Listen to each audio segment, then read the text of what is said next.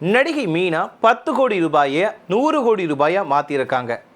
இவங்க இதுக்காக என்ன ட்ரிக்ஸ் யூஸ் பண்ணியிருக்காங்க, இது என்ன பிளான் அப்படிங்கிறத பற்றி தான் இந்த பதிவில் நம்ம பார்க்க போகிறோம். இப்போ பொதுவாகவே நம்ம ஒரு குறிப்பிட்ட அமௌண்ட்டை வந்து முதலீடில் போட்டோம் அப்படின்னா கண்டிப்பாக அதில் வந்து பல மடங்கு லாபம் எடுக்கணும்னு நினைப்போம். அது எல்லாருக்குமே காமனாக இருக்கக்கூடிய ஒரு விஷயம் தான். இப்போ நம்ம 10 ரூபாய் இன்வெஸ்ட் பண்ணுறோம் அப்படின்னா கண்டிப்பாக அதுலேருந்து நம்ம 100 ரூபாய் எடுக்கணும், இல்லைனா 1000 ரூபாய் எடுக்கணும் தான் நினைப்போம். அதே மாதிரி வேலையை தான் இப்போ வந்து நடிகை மீனா பண்ணியிருக்காங்க. என்னென்னா 10 கோடி ரூபாய் செலவழித்து அதை 100 கோடி ரூபாயாக மாற்றிருக்காங்க. இப்போ நடிகை மீனா அப்படின்னாலே எல்லாருக்குமே வந்து ரொம்பவே பிடிச்சமான நடிகைன்னு சொல்லலாம். தமிழ், மலையாளம், தெலுங்கு அப்படின்னு நிறைய மொழி படங்களில் நடிச்சிருக்காங்க. எல்லா மொழி படங்கள்லையுமே இவங்களுக்கு வந்து ரசிகர்கள் பட்டாளம் அப்படிங்கிறது ரொம்பவே அதிகமாக இருக்காங்க. குழந்தை நட்சத்திரமாக தன்னோட சினிமா வாழ்க்கையை தொடங்கின இவங்க ஒரு நடிகையாக வந்து ஒரு மிக உயரமான உச்சத்துக்கு வந்து போனாங்க. ஸோ குறிப்பிட்ட டைம்லேயே வந்து மீனா வந்து எக்கச்சக்க படங்கள் நடித்தாங்க. ஸ்டார் நடிகர்களோட நடித்து அவங்களுக்குன்னு ஒரு தனி இடத்த பிடிச்சிக்கிட்டாங்க. சொல்லப்போனால் இவங்க வந்து கண்ணழகி மீனா அப்படின்னு சொல்லிட்டு எல்லாராலையுமே வர்ணிக்கப்படுவாங்க. ஏன்னா இவங்களோட கண்களே பேசும். இவங்க வந்து டைலாக் பேசுனாலும் கூட பரவாயில்ல, இவங்க கண்களாலேயே பேசிடுவாங்க. அது மட்டும் இல்லாமல் மீனாவோட அழகு வந்து ரொம்பவே இயற்கையானது. இவங்க வந்து அவ்வளோ அழகாக இருப்பாங்க. சத்தியமாக இவங்க வந்து ரொம்பவே அழகாக இருக்காங்கப்பா, எப்படி இவ்வளோ அழகாக இருக்காங்க அப்படின்னு சொல்லிட்டு 90s காலகட்டங்களில் வந்து இவங்களுக்கான ரசிகர்கள் பட்டாளம் வந்து ரொம்பவே அதிகமாக இருந்தாங்க. கனவு கன்னியாவுமே வந்து வலம் வந்தாங்க. ஏன்னா சினிமாவில் வந்து இவங்க நடிக்கக்கூடிய படங்களுக்குன்னு சொல்லிட்டு நிறைய ரசிகர்கள் பட்டாளம் இருந்தாங்க. இன்னைக்கு வரைக்குமே மீனாவுக்கான ரசிகர்கள் பட்டாளம் அப்படியே தான் இருக்கிறாங்க.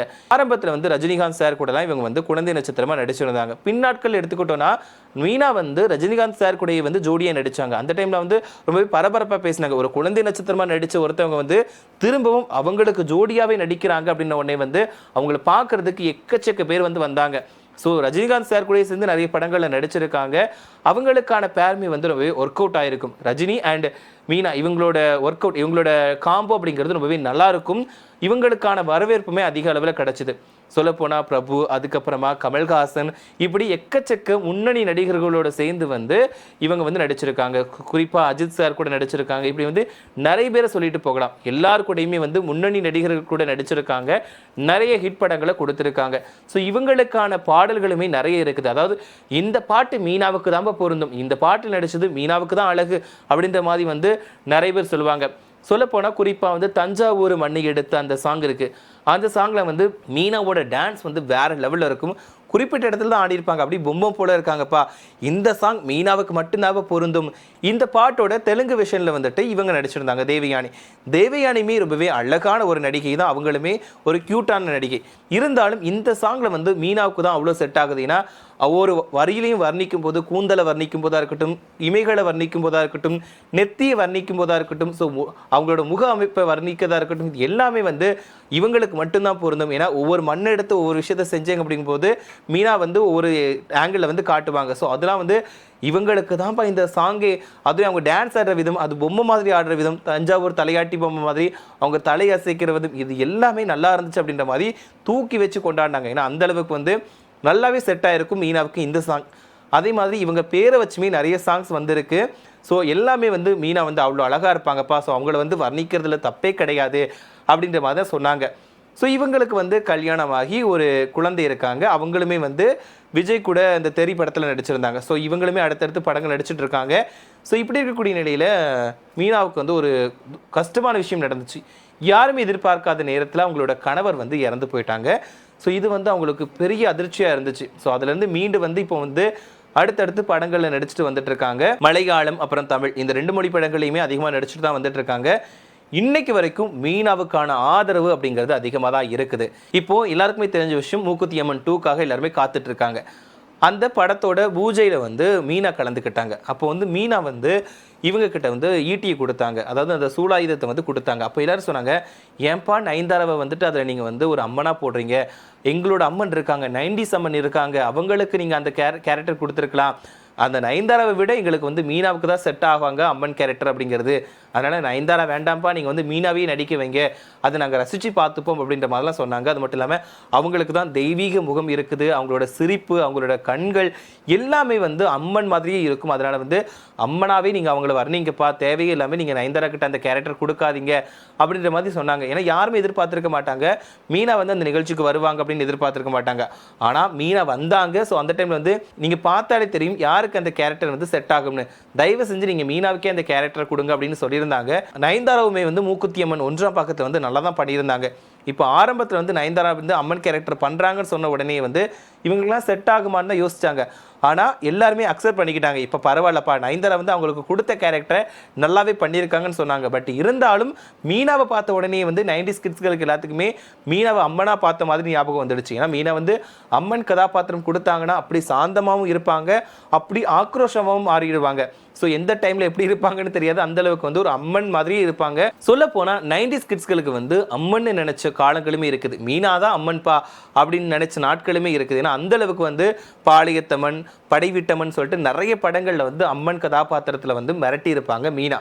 ஸோ இப்படி எல்லா கேரக்டர் கொடுத்தாலுமே நல்லபடியாக நடிச்சிட்டு இருப்பாங்க. இப்போ மலையாளத்தில் வந்து திருஷ்யம் 3 இந்த படத்துக்காக வந்து எல்லாருமே வந்து காத்துட்டு இருக்காங்க. இப்படி இருக்கக்கூடிய நிலையில தான் மீனாவை பற்றின ஒரு தகவல் வந்திருக்கு. அது என்ன அப்படின்னு பார்த்தோம்னா, மீனா வந்து ஆரம்பத்தில் சென்னையில் வந்து ஒரு 10 கோடி ரூபாய் கொடுத்து ஒரு வீடை கட்டியிருக்காங்க. அதாவது கேரள பாரம்பரியத்தோட ஒரு வீடை கட்டியிருக்காங்க. ஸோ அங்கே வந்து கேரளத்தில் வந்து என்னென்ன பாரம்பரியங்கள் இருக்கோ அந்த மரக்கட்டைகள், தூண் இதெல்லாம் வச்சு வந்து அவ்வளோ அழகாக ஒரு வீடை கட்டியிருக்காங்க. அது வந்து 10 கோடி ரூபாய்க்கு வந்து அப்போ கட்டியிருக்காங்க. இப்போ அந்த வீட்டை வந்து என்ஆர்ஐயில் இருக்கக்கூடிய ஒருத்தவங்களுக்கு வந்து விற்றுருக்காங்க. அதோட ரேட் இப்போ வந்து 100 கோடி ரூபாயாம். கிட்டத்தட்ட 20 வருடங்களுக்கு முன்னாடி மீனா இந்த வீடை கட்டியிருக்காங்க. அதாவது அவங்களுக்கு கேரள பாரம்பரியம் பிடிச்சி போய் அந்த வீடோட அமைப்பு பிடிச்சி போய் அதே மாதிரி இப்போ ரொம்பவே பிரம்மாண்டமாக அழகாக கட்டியிருந்திருக்காங்க.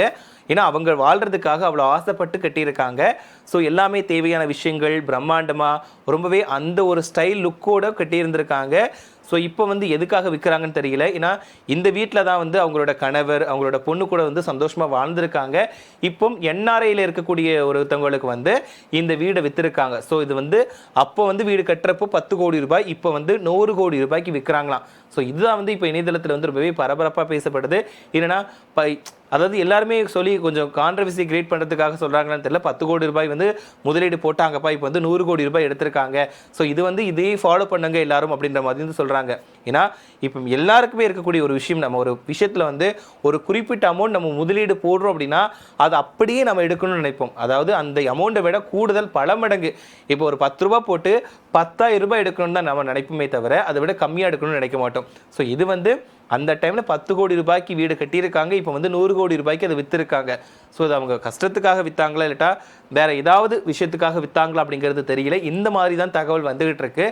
ஸோ இதை பார்த்து எல்லாருமே ஸோ ஓகே தான், ஒருவேளை இப்படி தான் இருக்கணுமோ, நம்ம வந்து ஃபஸ்ட்டே ஒரு முதலீடு போட்டுட்டு அதுக்கப்புறமா கொஞ்ச நாள் காத்து இருந்து அதை ஒரு அதிக அமௌண்ட்டுக்கு விற்றோன்னா நமக்கு அதிகமான லாபம் கிடைக்கும்னு சொல்லிட்டு இருக்காங்க. ஆனால் இதில் ஒரே ஒரு விஷயம் வந்து மீனா தரப்புல இருந்து அதிகாரப்பூர்வமாக எதையுமே சொல்லலை. ஏன்னா நான் வீடை விற்றுட்டேனோ சொல்லிட்டு வேற எதுவுமே மீனா தரப்புல இருந்து சொல்லலை. ஆனால் எல்லாருமே சொல்கிறாங்க மீனாவோட இது வந்து புத்திசாலித்தனம் தான். ஏன்னா ஒரு விஷயத்தை பண்ணியிருக்காங்க, இப்போ வந்து அதை விற்றுட்டாங்க, இது வந்து புத்திசாலித்தனம் தான் அப்படின்ற மாதிரியுமே சொல்லிட்டு இருக்காங்க. இந்த வீட்டில் வந்து செதுக்கப்பட்ட மரத்தூண்கள் இருக்குதான், விசாலமான முற்றம் இருக்குதான், அரண்மனை பாணியிலான வடிவமைப்பு வந்து இதெல்லாம் இடம்பெற்றிருக்குதான். அதாவது கேரளாவில் ஒரு வீடுகள் எப்படி இருக்குமோ அந்த டைமில் வந்து எப்படி ஒரு பிரம்மாண்டமான வீடு இருக்குமோ அதே செட்டப்போடு தான் இந்த வீடு அவங்க கட்டியிருக்காங்க. ஸோ இப்போ எதுக்காக விற்றாங்க அப்படிங்கிறதெல்லாம் தெரியல. பட் இருந்தாலும் இந்த விஷயங்கள் மட்டும்தான் இப்போ வந்து சமூக வலைதளங்களில் அதிகமாகவே போய் பேசிக்கிட்டு இருக்காங்க. ஸோ இதை பற்றி நீங்கள் என்ன நினைக்கிறீங்க? அது மட்டும் இல்லாமல் நடிகை மீனா பிடிக்கும் அப்படிங்கிறதையும், உங்களுக்கு மீனா நடித்ததுலேயே பிடிச்சமான படம் எது அப்படிங்கிறதையும் மறக்காமல் கமெண்டில் சொல்லுங்கள்.